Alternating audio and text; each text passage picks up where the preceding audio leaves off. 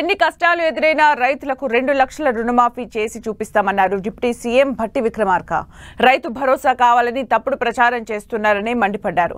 Sitarama project చేపట్టి trial run చేశామన్న Bhatti ప్రాధాన్యత క్రమంలో ప్రాజెక్టులు పూర్తి చేస్తున్నామని తెలిపారు.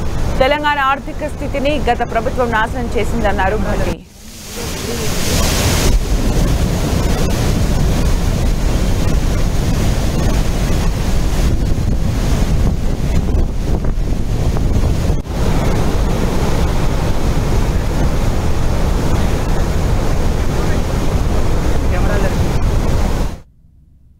రైతు బంధు డబుల్ ఇయర్ అని ప్రచారం చేశారు. కాంగ్రెస్ వస్తే రైతు బంధు ఇయర్ అని వాళ్ళు ఇయర్ అని కళల్లోనే ఉన్నారు. మేము ఒకటేసారి వేసేసేసినాం అందరికి 7,500 కోట్లు ఒకటేసారి.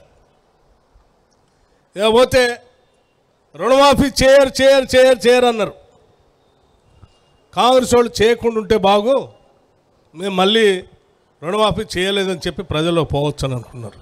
కానీ ఇది ఇందిరమ్మ ప్రభుత్వం, ప్రజల ప్రభుత్వం, రైతుల కోసం, ప్రజల కోసం, యువత కోసం, యువకుల కోసం పనిచేసే ప్రభుత్వం కాబట్టి వాళ్ళ కోసం వీళ్ళ కోసం కాదు, మేమిచ్చినటువంటి మాటను నిలబెట్టుకోవటం కోసం మా కమిట్మెంట్ ప్రకారం ఎంత ఇబ్బందులు ఉన్నప్పటికీ, ఎన్ని రకాలైనటువంటి ఆటంకాలు వస్తున్నప్పటికి కూడా ఇచ్చిన మాట ప్రకారం 2 లక్షల రూపాయల రుణమాఫీ చేసి చూపిస్తామని చెప్పి మన ముఖ్యమంత్రి గారు చెప్పారు. దాని ప్రకారం 100% చేసి చూపిస్తామని కూడా ఈ సందర్భంగా మీ అందరికీ, ఈ రాష్ట్ర ప్రజలకు మీ ద్వారా ఇక్కడ నుంచి నేను మనవి చేస్తూ ఉన్నాను.